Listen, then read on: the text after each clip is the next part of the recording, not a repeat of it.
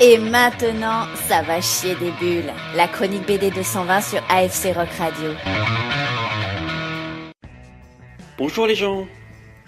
La fois dernière, je vous ai parlé d'un livre exposant la vision d'un Sud-Coréen sur Pyongyang, la capitale de la Corée du Nord. Ce livre m'a inévitablement fait penser à un autre livre édité par l'association en 2003. L'association, c'est une maison d'édition française créée par des auteurs de BD organisés en association, d'où son nom, l'association. Le livre auquel je pensais était Pyongyang de Guy Delisle, dans lequel il racontait son séjour effarant dans la capitale nord-coréenne.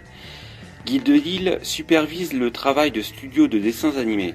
C'est pourquoi il séjourne fréquemment en Asie, ce qui est pour lui l'occasion de raconter ce qu'il y voit dans des romans graphiques écrits sous forme de témoignages. Le livre de Guy Delisle dont je vais vous parler est le fruit de son séjour de plusieurs mois à Shenzhen, et d'ailleurs ce livre s'appelle très justement Shenzhen. Encore plus que son livre sur Pyongyang qui s'appelait, je vous le rappelle, Pyongyang, son livre sur Shenzhen raconte l'impossibilité pour un occidental de communiquer dans une grande ville asiatique. En Corée, bien qu'extrêmement surveillé par les autorités, Guy Delisle avait pu parler et interagir avec les habitants, tandis qu'à Shenzhen, nada, ou alors exceptionnellement. Tout d'abord, très peu de Shenzhenais parlent anglais. Certains étudiants essaient de le parler, mais leur langage inintelligible n'a ni queue ni tête, et Guy Delisle préfère éviter le contact avec ces personnes, qui peuvent très vite être agaçantes. D'autre part, et surtout, une grande majorité des Chinois qu'il croise ne s'intéressent absolument pas aux Occidentaux comme lui, qui sont d'ailleurs très peu nombreux. Et oui, car la Chine est principalement peuplée de Chinois, et puis c'est tout. Des Chinois qui ne s'intéressent qu'à eux seuls et qui se contrefichent de notre existence. Cette impossibilité de communiquer avec autrui mènera l'auteur à l'ennui. Un ennui mortel qui, même s'il demeure salutaire pour créer des BD, peut mener à la névrose. Delisle finit par parler seul, comme s'il n'avait que lui-même comme unique interlocuteur. Comme souvent dans les moments de déprime, le pathétique atteindra son sommet à Noël, qu'il passera chez un Chinois de ses connaissances de travail à boire un très mauvais café devant une VHS de Tai Chi Chuan.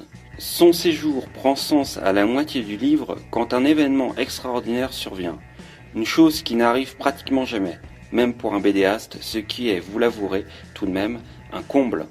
Guy Delisle assiste dans un marché de la ville à la glissade d'un homme sur une peau de banane. C'est incroyable, dit-il, je n'aurais jamais cru voir ça un jour. C'est vrai que le gag du kidam qui glisse sur une peau de banane et qui retombe sur les fesses, on l'a beaucoup vu dans des BD et des cartoons, mais personne n'en a jamais vu en vrai. Rien que pour la description de cette palpitante expérience, je vous recommande la lecture de Shenzhen.